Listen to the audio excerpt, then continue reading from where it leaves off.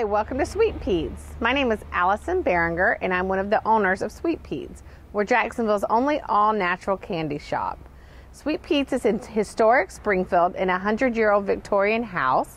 We feature all-natural candies, which means that we don't use any hydrogenated fats, no high fructose corn syrup, no artificial flavors, and no artificial colors.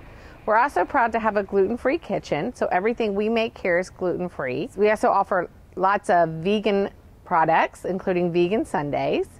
You can find more information on us at www.sweetpete.net, by joining our Facebook page, or by following us on Twitter, where we'll give you constant updates of new and exciting things in our candy land. Today, you're going to learn how to make lollipops at home. The lollipops are all natural, they're simple, delicious, easy to make, so enjoy the video. Hello, my name is Peter Berenger, also known as Sweet Pete.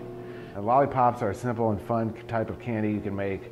And the interesting thing about lollipops is they can be made in all kinds of shapes and sizes.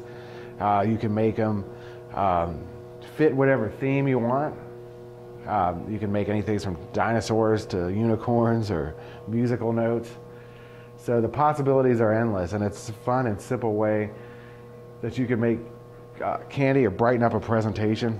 And we're going to start with 3 ingredients. The 2 things we have in this pan now are filtered water and sugar. I have 3.5 cups of sugar and a 1/2 cup of filtered water. And then I'm going to add 3/4 of a cup of glucose. The glucose in this case is needed to prevent the sugar from crystallizing. Anytime you dissolve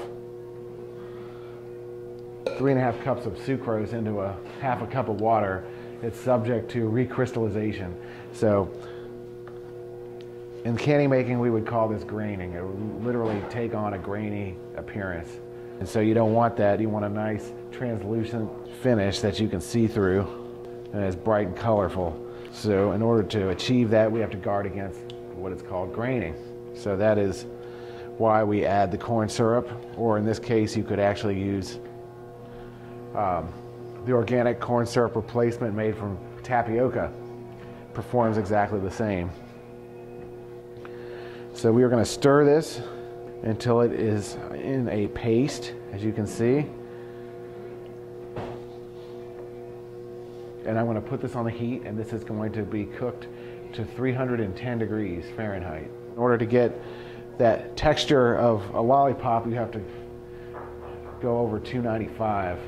If you hit over 320, you can actually take the sugar, you can brown it. So we don't want to do that in this case. We want to have a nice, clear consistency. So while this is cooking, I'm going to prepare the molds by spraying them with some canola oil. And this ensures that the candy will release once it is set. So we'll wipe this in with a paper towel. With hard candy, I like to put the sticks in first. The molds can be purchased at any supply store for candy making or online. You could check places like Michael's or Hobby Lobby. They may have them, but they have to be rated for high heat or else they'll melt. You don't want to use any plastic mold for this because they cannot tolerate the heat. So now this is boiling. We're going to set this timer to 2 minutes and 30 seconds. And again, that's going to wash down the sides of the pan. And in this case, any crystals on the side of the pan can be very dangerous to the batch. It can cause crystallization or what is called graining. So that's why this is covered for 2.5 minutes. During that time, all the sides should be sufficiently washed down and we will be free of any stray crystals. You may want to pull the batch off the heat between the temperatures of 295 degrees and 300 degrees. The temperature will peak slightly after you pull it off the stove. You want to be very, very aware of what you're doing because candy burns are no fun. It's going to give you a nice burn if you're not careful. So it's always important to pay very close attention to everything you're doing. And this looks like it's ready to come off, so we'll take it off. Now we'll put in the color. The color in this case is red. And I use natural color. This comes from beets made by India Tree. So it does not contain any of the red 40. A lot of times you see titanium dioxide now in candy, and to me, that should not be in candy. The natural colors you'll find are a little more challenging to work with. Finally, we'll put in the cherry color, or the cherry flavor rather. And you always put your flavor in last because you don't want to cook it off. You're going to lose some anyway when you mix it into the batch.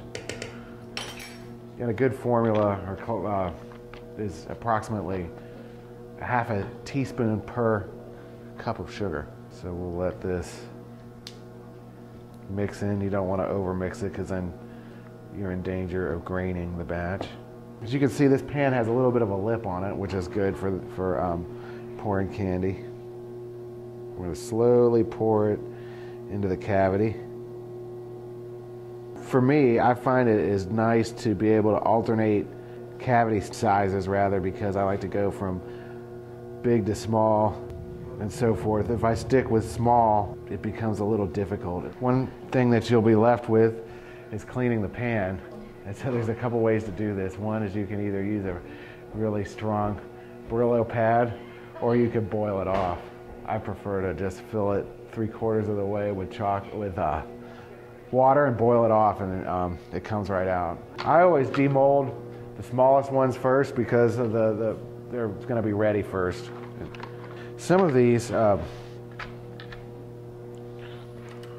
have a little outside edge, so we're just going to trim it with a sturdy pair of scissors.